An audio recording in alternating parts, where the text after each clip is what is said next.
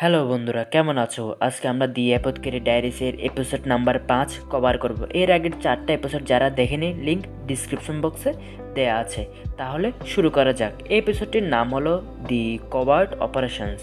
এপিসোডের শুরুতে আমরা দেখি যে মাও মাও কিছুটা অবসর পায় এবং নিজের জন্য কিছু দুর্লভ মাশরুম সংগ্রহ করে সে তার এই গোপন খাবারটি প্রাসাদের ডাক্তারকে দেয় এবং দুজনে মিলে সেটা খায়। তখন হঠাৎ একজন ক্লিনার তাদের কাছে আসে এবং তার হাতে হওয়া অদ্ভুত রেসটি মাও মাওকে দেখায় এবং সে এটিকে অভিশাপ বলে মনে করছিল। ক্লিনার মাও মাওকে বলে যে আবর্জনা পোড়ানোর সময় যার মধ্যে কিছু লেখা কাঠের ট্যাবলেট এবং পুরনো কাপড় ছিল, তখন আগুন নানা রঙের জ্বলতে শুরু করে এবং এরপরেই তার হাতে রেশগুলো দেখা যায়। মাও মাও তখন তার জ্ঞান খাটিয়ে বলে যে এটি কোনো অভিশাপ নয়, বরং রাসায়নিকের প্রভাবে আগুনের রং পরিবর্তন হয়েছে, যেমন আতশবাজিতে হয়, এবং রেশগুলো সম্ভবত সেই রাসায়নিকের সংস্পর্শে আসার ফল। এরপরে মাও মাও ক্লিনারটিকে একটি মলম তৈরি করে দেয় রেশগুলো সরানোর জন্য।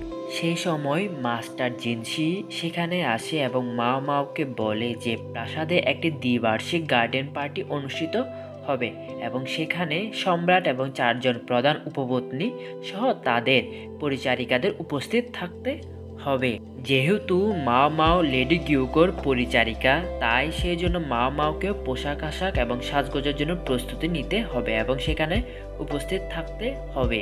এরপরে মাও মাও গার্ডেন পার্টির জন্য তৈরি হওয়ার সময় মাস্টার জিনসি মাও মাওকে দেখতে যায়। সেই সময় একটি বড়সড় রহস্য ফাঁস হয়। বন্ধুরা, মাও মাওয়ের মুখে যে তিলের দাগগুলো রয়েছে তা আসলে কৃত্রিম।